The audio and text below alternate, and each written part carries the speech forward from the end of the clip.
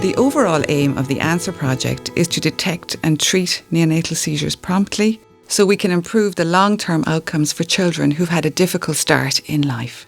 The ANSeR algorithm was developed in collaboration with engineers at the Infant Centre here in University College Cork. And this is an algorithm that has been developed to detect neonatal seizures in babies soon after birth. Seizures, of course, are very difficult to diagnose in the newborn period.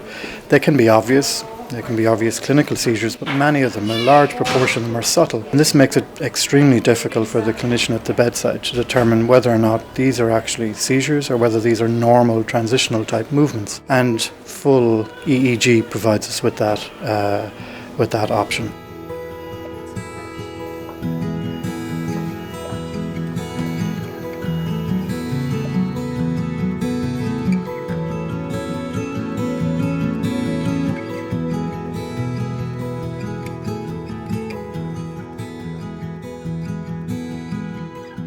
The majority of neonatal intensive care units do not have that service, and the majority of neonatologists are not trained neurophysiologists, so interpreting full EEG in itself is very challenging.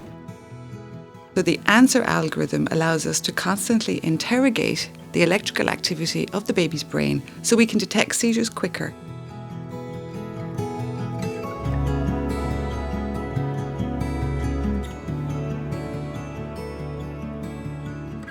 It was pretty apparent during the delivery that she was in trouble, and when she was born she was blue, they called her, she was flat, so they were resuscitating her for about 20 minutes, so at that stage we knew she was in trouble. There was just so many people in and out. When they realised that the delivery wasn't going to plan, the NICU team had been up, so they were there waiting for her. They resuscitate after 20 minutes and then we'll take her down to ICU. I then had to go to theatre, so Jonas was on his own, so there was a gap there where I wasn't there. Yeah, and I think it was just we just didn't know what was going on. Like, you know, we'd kind of seen everything that had happened, but just didn't fully understand, you know, the scale of it and what was going to be the result of it or anything like that. Just, you know, just kind of probably the unknown really than anything was the really worrying part of it all. Tarlee had a difficult delivery and required a significant amount of support following delivery. Tarlee needed to have a tube placed in her airway, and she needed some support in getting her heart going at the start.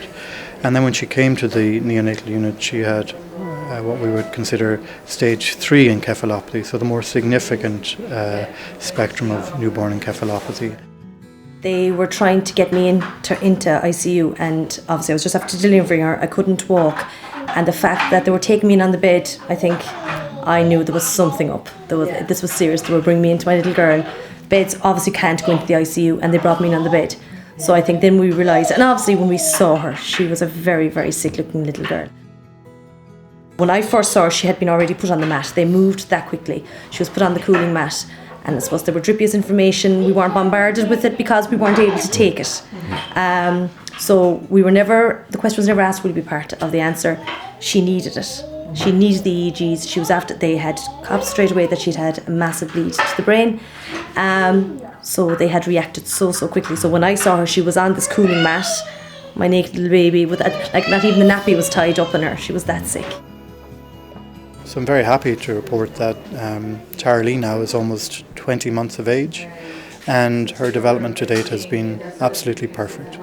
And I guess this is a sign of the importance of therapeutic hypothermia in the management of babies, but also the added value of having EEG available in the neonatal intensive care unit. What is it? Show me.